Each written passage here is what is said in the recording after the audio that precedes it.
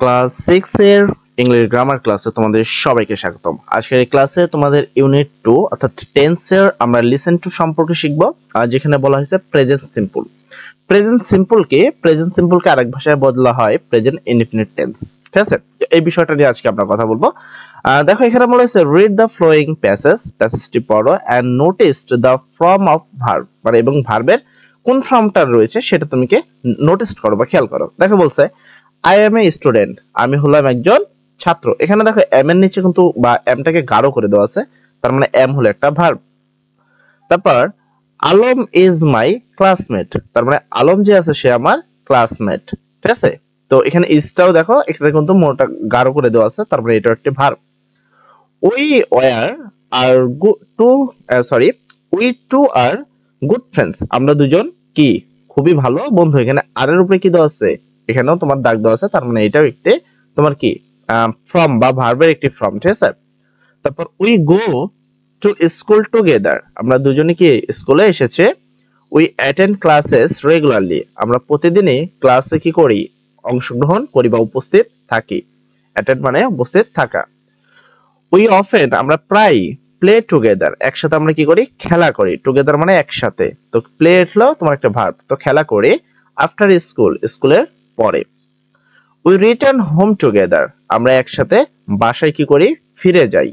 এখানে রিটার্ন। তারপর Alam lives in a house close two hours, তাহলে কি আলম যে আছে তার বাড়িটা আমাদের বাড়ির খুবই কাছে, বা সে আমাদের খুবই কাছে বসবাস করে। যদি আমি ভালো করে খেয়াল করি এখানে দেখো in this text the verb, এই যে টেক্সট গুলো আছে বা এই যে লেখাগুলো রয়েছে সেগুলো ভার্ব। কোনগুলা, এম, ইজ, আর। ঠিক আছে, এই যে এম, ইজ, আর এগুলো সব কি verb. Describe a present state, তো এটা অ্যাকচুয়ালি কি করে, প্রেজেন্ট টেন্স কে বর্ণনা করে। ঠিক আছে, হুইল, গো, অ্যাটেন্ড, প্লে, তারপর কি return, leaves indicate the present action. এটা কি এই গো, অ্যাটেন্ড, প্লে, রিটার্ন এবং লিভস বা এইগুলো যেগুলো রয়েছে এটা প্রেজেন্ট টেন্সের অ্যাকশন বা প্রেজেন্ট টেন্সের একটি কাজকে বোঝায়। তার মানে এগুলো দ্বারা প্রেজেন্ট টেন্সে কোনো একটা কাজ করা হয়েছে। প্রেজেন্ট টেন্স মানে কি বর্তমান কালে কোনো ঘটিত কাজ। আমরা এটা কিন্তু পড়ে দেখলাম যে সবই বর্তমান কাল সম্পর্কিত বলা হয়েছে। The sentences are all in the present simple tense, এগুলো যতগুলো টেন্স আছে বা এখানে যতগুলো লাইন আছে বা যতগুলো সেন্টেন্স রয়েছে সবগুলোই হলো প্রেজেন্ট সিম্পল টেন্স। ঠিক আছে, তো প্রেজেন্ট সিম্পল টেন্স কি, এম, ইজ, আর তিনটা থাকলে প্রেজেন্ট টেন্স। মূল ভার্বের এগুলো নরমাল ফর্ম বা প্রেজেন্ট ফর্ম বলি আমরা। তো এগুলোকে বলা হয় কি, যদি মূল ভার্বের প্রেজেন্ট ফর্ম থাকে তাকেও আমরা বলবো কি প্রেজেন্ট সিম্পল টেন্স। ঠিক আছে, আশা করি তুমি বিষয়টা বুঝতে পারছো। এখানে দেখো একটু কাজ আছে, রিড দ্য ফ্লোয়িং সেন্টেন্সেস, মানে এই সেন্টেন্স গুলো পড়তে হবে। আন্ডারলাইন দ্য ভার্ব, এবং আন্ডারলাইন করতে হবে ভার্বকে। অলসো নোটিস দেয়ার স্ট্রাকচার, এবং তাদের স্ট্রাকচারকে নোটিস করতে হবে। তুমি দেখো English as an international language, ইংরেজি হলো কি আন্তর্জাতিক ভাষা। সেখানে ইজ হলো তোমার ভার্ব, কারণ আমরা দেখলাম এম, ইজ, আর এগুলো হলো ভার্ব। ঠিক আছে, তো এটা হলো ভার্ব। আর একটা চেনার কথা হলো অবশ্যই একটা মানে সাবজেক্টের পরে যেটা থাকে সেটা হলো ভার্ব থাকে। এবার এটা স্ট্রাকচারটাকে, এটা হলো সাবজেক্ট, এটা হলো ভার্ব, এটা হলো object.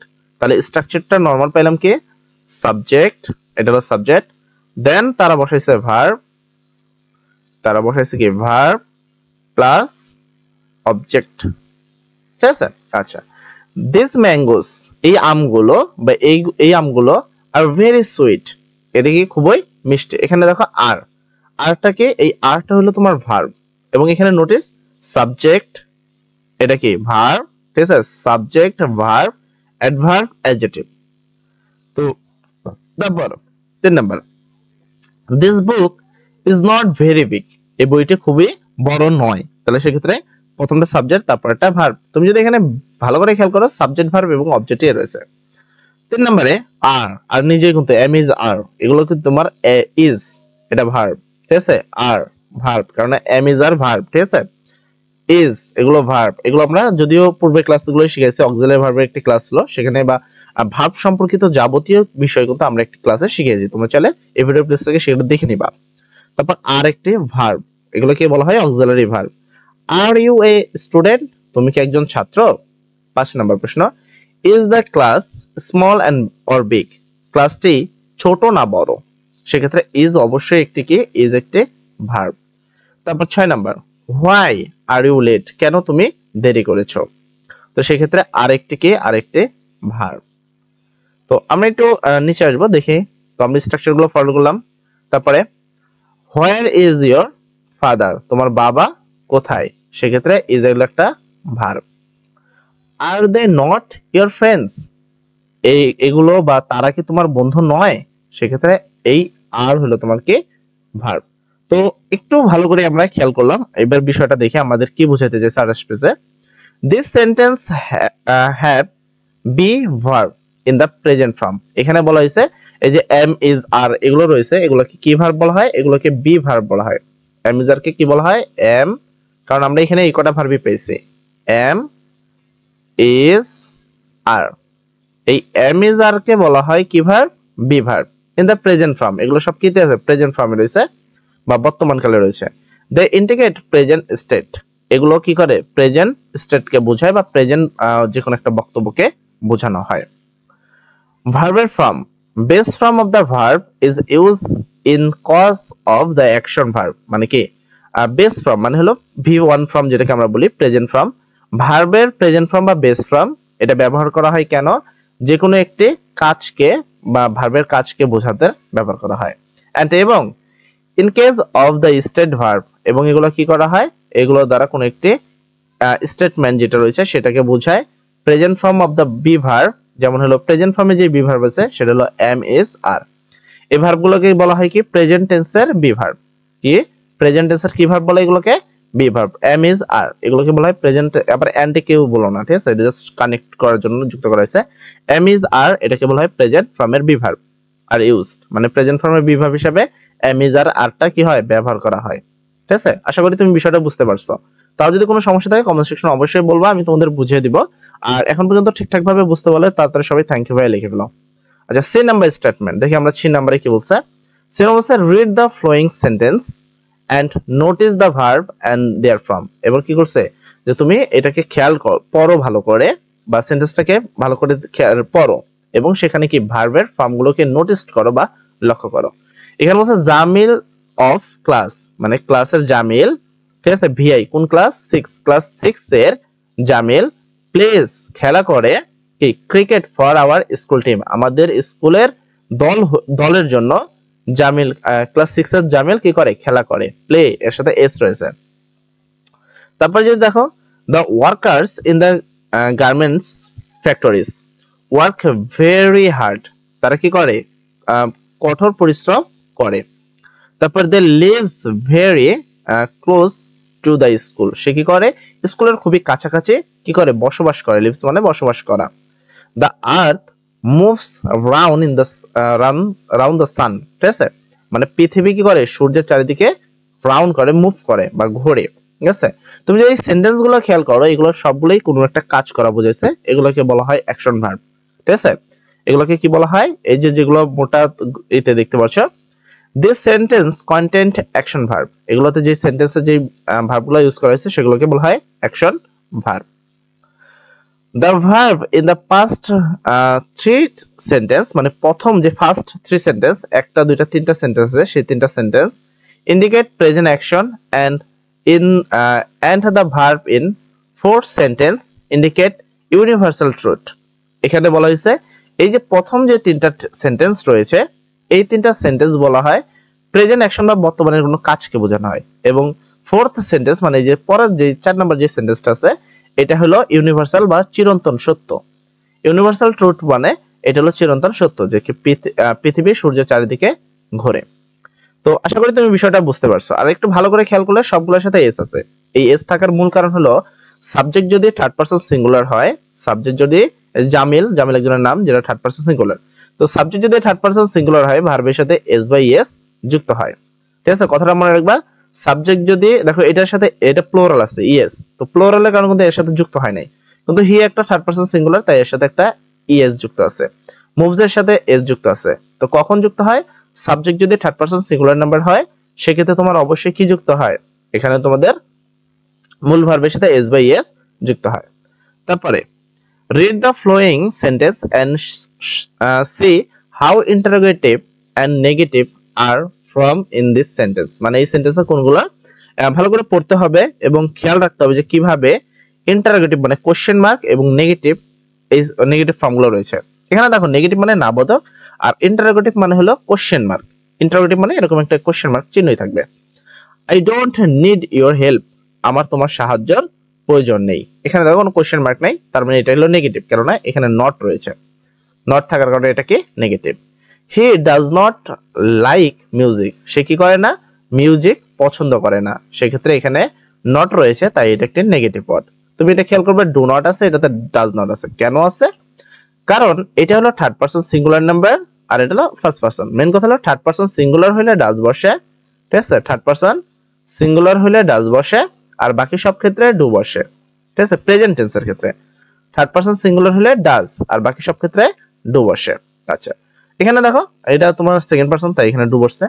Do you read novels তুমি কি নভেলস পড়েছো? এখানে কোশ্চেন মার্ক আছে, তার মানে এটা হলো ইন্টারোগেটিভ। এটা কি? এটা হলো ইন্টারোগেটিভ। তো এই পাশে লিখে দিবা এটা নেগেটিভ, নেগেটিভ, এটার পাশে লিখে দিবা এটা ইন্টারোগেটিভ, ঠিক আছে? এন্ড খুব ইজি, যেগুলোতে চিহ্ন দেওয়া আছে সেটা ইন্টারোগেটিভ দিয়ে দিবা, জাস্ট এরকম একটা পাশে দাগ দিয়ে লিখে দিবা তোমাদের শিক্ষকদের। Does he come here regularly সে কি প্রতিদিন এখানে আসে? এখানে কোশ্চেন মার্ক আছে, তার মানে এটা ইন্টারোগেটিভ এবং এখানে থার্ড পারসন সিঙ্গুলার তাই এখানে does.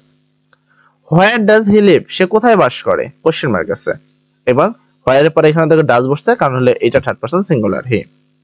When do you go to bed কখন তুমি বেডে যাবা? তো এর ক্ষেত্রে ইউ ইউজ থার্ড পারসন না, তাই এখানে দেখো ডু রয়েছে, ঠিক আছে? বিষয়গুলো তোমাদের ভালো করে খেয়াল করতে হবে। When do you go to bed কখন তুমি বেডে যাবা। এবার আসি আমরা নোটে, এটা কি? এটা হলো ইন্টারোগেটিভ। আচ্ছা what auxiliary verb are use to frame interrogatives এখানে বলা হয়েছে যে অক্সিলারি ভার্ব গুলো রয়েছে সেটার যে ফ্রেমটা আছে সেটা কি ইন্টারোগেটিভ কি ফ্রেম হচ্ছে। আচ্ছা সেক্ষেত্রে দেখো এখানে যে ইন্টারোগেটিভ গুলো করা হচ্ছে এট ফার্স্ট যদি ডাব্লিউএস প্রোনাউন থাকে এখানে ডাব্লিউএস প্রোনাউন, আর এখানে যদি ডাব্লিউএস থাকে তাহলে ডাব্লিউএস, যদি না থাকে তাহলে প্লাস এখানে কি বসছে ডু বসছে অথবা ডাজ বসাইছে, এরা হয় ডু বসাইছে আর নাইলে আর কি বসাইছে ডাজ বসাইছে, প্লাস এরপরে ডাজের পরে একটা সাবজেক্ট দিছে, কি দিছে? একটা সাবজেক্ট। সাবজেক্ট আমি হি লিখছি কেন? এটা সাবজেক্ট লেখো, ঠিক আছে? সাবজেক্ট প্লাস কি করছে তারা একটা অবজেক্ট দিয়েছে, কি দিয়েছে? অবজেক্ট, এবং লাস্টে কি দিয়েছে? Question mark. তো এটা হলো তাদের স্ট্রাকচার বা ফর্ম, ঠিক আছে? How are negative form in the example মানে এইটার নেগেটিভের যে ফর্মগুলো আছে সেটা কিভাবে আছে তুমি যদি ভালো করে খেয়াল করো। এই ফর্মটা আছে কিভাবে? প্রথম সাবজেক্ট রয়েছে, ঠিক আছে? তারপরে কি হয় ডু নট অথবা ডাজ নট রয়েছে, হয় ডু নট অথবা এরা কি যুক্ত করছে এই ডু নট অথবা কি দেখো এই যে নেগেটিভ হয় ডু নট অথবা ডাজ নট যুক্ত করছে। তো এখানে হয় ডু নট অথবা না ডাজ নট। তো একটু কষ্ট করে লিখবা সবাই, লেখাগুলো হয়তো ভালো বোঝা নাও যেতে পারে, তো একটু বুঝে নিবা, ঠিক আছে? তো ডাজ নট ইউজ করছে প্লাস অবজেক্ট, এটা কিন্তু ব্যবহার করা হয়েছে। এবার দেখো noticed in present simple tense do is used in as an auxiliary verb.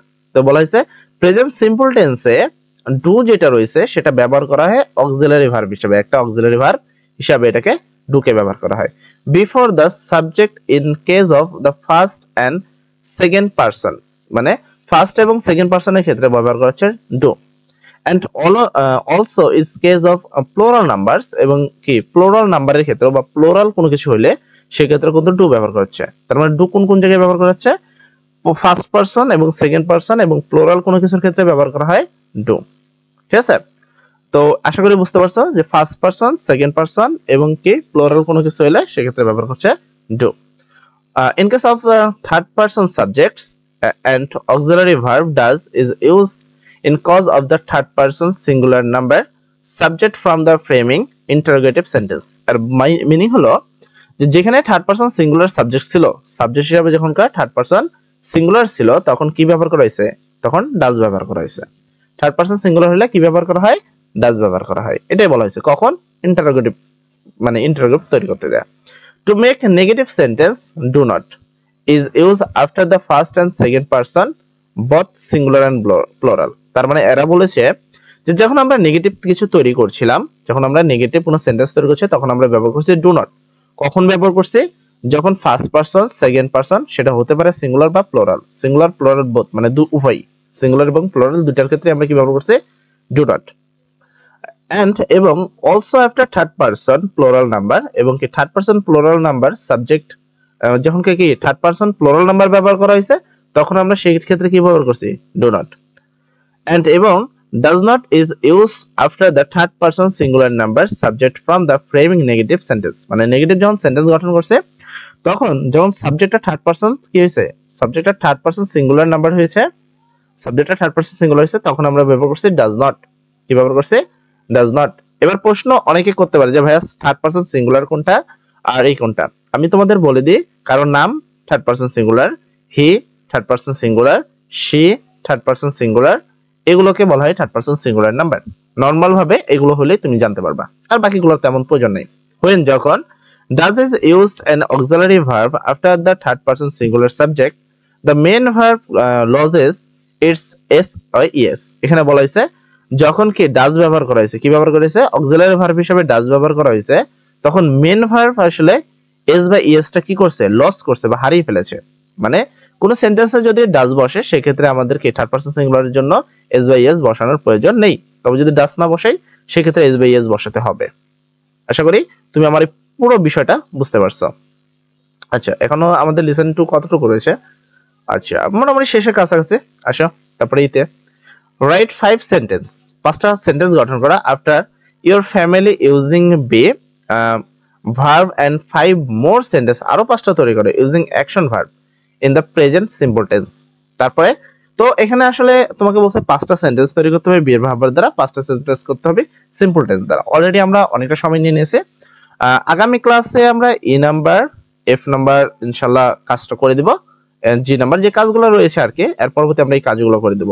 আজকের ক্লাস আমরা এতটুকুই রাখছি যারা চ্যানেলটি সাবস্ক্রাইব করেনি তারা অতি তাড়াতাড়ি চ্যানেলটি সাবস্ক্রাইব করে ফেলো এবং এখন পর্যন্ত ভিডিওতে ভালো থাকার জন্য তোমাদের সবাইকে ধন্যবাদ এবং সর্বোপরি কথা যারা সবকিছু ভালোভাবে বুঝতে পারছো তারা কমেন্ট সেকশনে লিখে ফেলো থ্যাংক ইউ ভাইয়া সবাই ভালো থাকবা সবার জন্য দোয়া করি আসসালামু আলাইকুম